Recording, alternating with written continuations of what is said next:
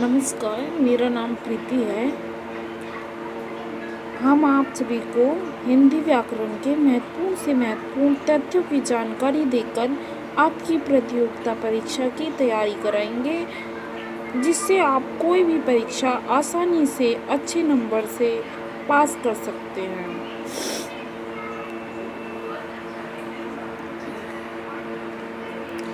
तो आइए, वीडियो देखने से पहले चैनल को सब्सक्राइब करें, लाइक करें, बेल आइकन का बटन दबाएं। तो आज हम हिंदी व्याकरण के बारे में जानेंगे। तो सबसे पहले हम व्याकरण का अर्थ बताएंगे। व्याकरोति भासमति व्याकरणम, अर्थात जो भाषा को विश्लेषित करता है वह व्याकरण है। दूसरे शब्दों में वह विद्या या शास्त्र जो भाषा के पदों जैसे अंग है, प्रत्यंग, यंग है का विश्लेषण कर प्रकृति प्रत्यय द्वारा शब्द निर्माण की प्रक्रिया बताकर उसके स्वरूप को स्पष्ट करता है।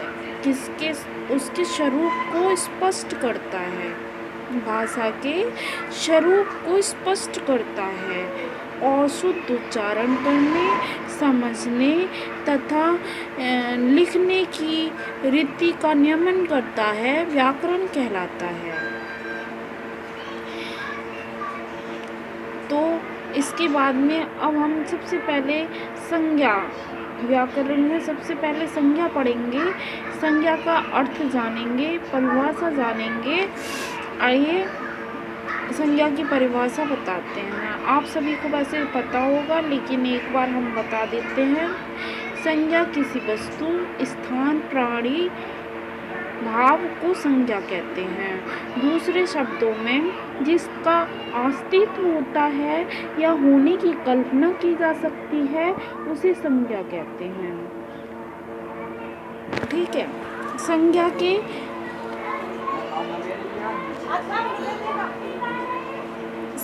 के 5 भेद होते हैं। कितने भेद होते हैं? संज्ञा के 5 भेद होते हैं। व्यक्तिवाचक संज्ञा, जातिवाचक संज्ञा, भाववाचक संज्ञा, समूहवाचक संज्ञा, द्रव्यवाचक संज्ञा।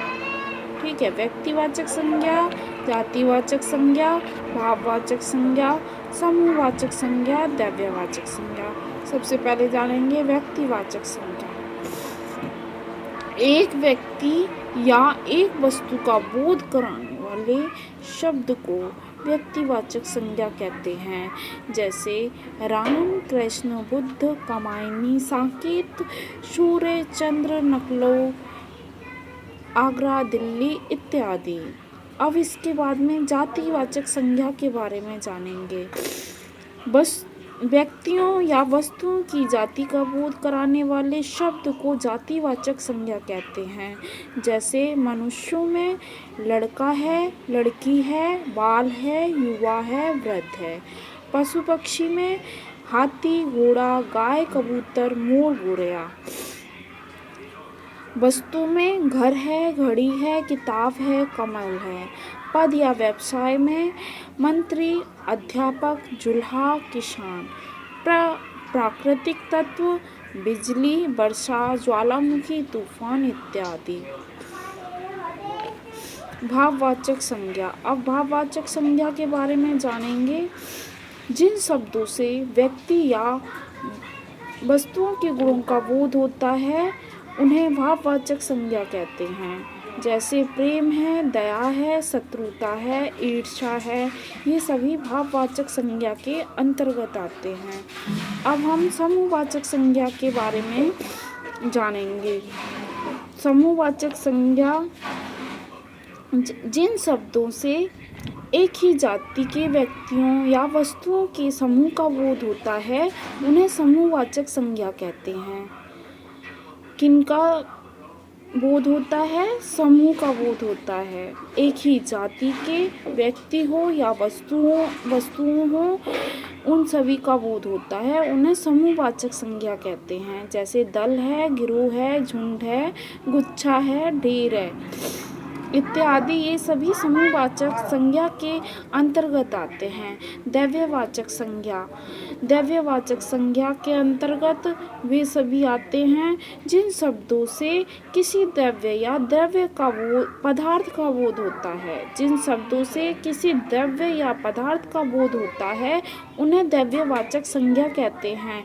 जैसे सोना है, चांदी है, पीतल है, लोहा है, पानी है, तेल है इत्यादि ये सभी द्रव्यवाचक के अंतर्गत आते हैं। संज्ञा की रूप रचना के 3 आधार हैं। लिंग है, वचन है, कारक हैं। लिंग 2 प्रकार के होते हैं। पहले लिंगों का अर्थ समझेंगे। लिंग क्या है? तो लिंग क्या है? संज्ञा के जिस रूप से किसी व्यक्ति या वस्तु के बारे में यह बोध हो कि वह पुरुष जाति का है या स्त्री जाति का, उसे लिंग कहते हैं। हिंदी में 2 ही लिंग हैं, पुल्लिंग और स्त्रीलिंग। कितने लिंग हैं? 2, स्त्रीलिंग और पुल्लिंग। वचन, अच्छा वचन से पहले एक बार इधर देखेंगे लिंग को। जैसे 2 लिंग हैं, पुल्लिंग है, स्त्रीलिंग है। खटमल, तिलचट्टा, उल्लू, पक्षी, कौवा, तोता आदि नित्य पुल्लिंग हैं। ये कभी ना तो स्त्रीलिंग में चेंज होते हैं और पुल्लिंग ही बोले जाते हैं। यदि इन्हें स्त्रीलिंग में प्रयुक्त करना हो तो लिंग भेद के लिए मादा और पुल्लिंग के लिए बोध कराने के लिए नर शब्द जोड़ देते हैं। जैसे मादा उल्लू स्त्रीलिंग, मादा नर उल्लू पुल्लिंग, ऐसे जोड़ दिया जाता है। पर इनमें जैसे स्त्रीलिंग नहीं बनता। मछली, तितली, जोक, वटेर इत्यादि नित्य स्त्रीलिंग हैं। ये पुल्लिंग में यूज नहीं की जाती। ये सारी मछली को मछली बोला जाएगा, तितली को तितली बोला जाएगा, जोक को बोला जाएगा, वटेर को वटेर बोला जाएगा। ये सभी स्त्रीलिंग में ही प्रयुक्त होती हैं। वचन, इसके बाद आएगा वचन। वचन भी 2 प्रकार के होते हैं। वचन संज्ञा।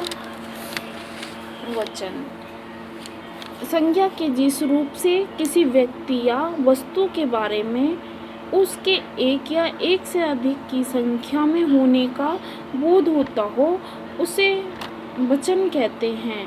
हिंदी में 2 ही वचन हैं, एक वचन और बहुवचन। प्रत्येक तथा हर एक शब्द का बहुवचन नहीं होता।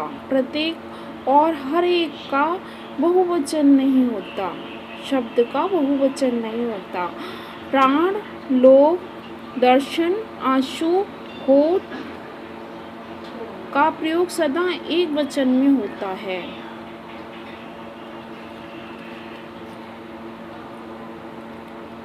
द्रव्यवाचक संख्या शब्दों का प्रयोग हमेशा एक वचन में होता है। द्रव्यवाचक जो संज्ञा है वचन संज्ञा में शब्दों का प्रयोग हमेशा एक वचन में होता है। जैसे सोना, चांदी, धन, तेल, लोहा इत्यादि। अब इसके बाद में हम कारक पढ़ेंगे। कारकों की संख्या 8 प्रकार। कारक का अर्थ जानेंगे। संज्ञा या सर्वनाम के जिस रूप से क्रिया से उसका संबंध सूचित हो उसे कारक कहते हैं। संज्ञा जानते हैं ना? संज्ञा में प्राणी, वस्तु, स्थान, भाव को संज्ञा कहते हैं। सर्वनाम मैंने अभी आपको बताया नहीं है। सर्वनाम 11 होते हैं के रूप में क्रिया से उसका संबंध हो। सर्वनाम के जिस रूप से क्रिया से उसका संबंध सूचित हो उसे कारक कहते हैं। कारक के 8 भेद होते हैं। कारक के 8 भेद होते हैं। जैसे कारक और विभक्ति। जैसे कारक और विभक्ति। कर्ता ने कर्म को कारण से संप्रदान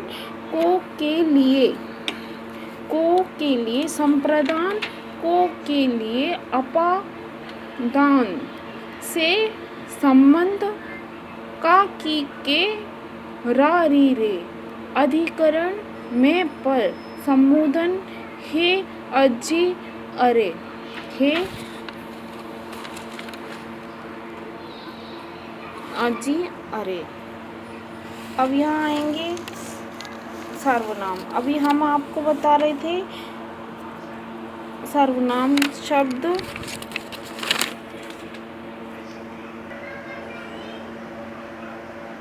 सर्वनाम जो शब्द सभी संज्ञाओं के बदले पूर्वापूर्व संबंध के साथ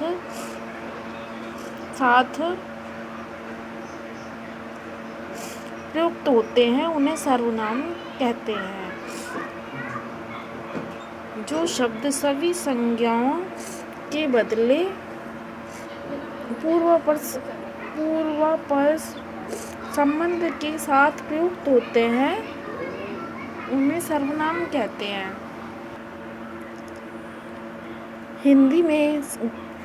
हिंदी में 11 सर्वनाम हैं।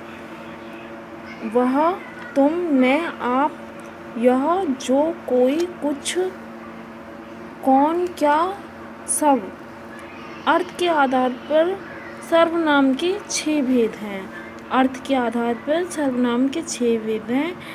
पुरुषवाचक, निश्चयवाचक, अनिश्चयवाचक, निजवाचक, संबंधवाचक और प्रश्नवाचक।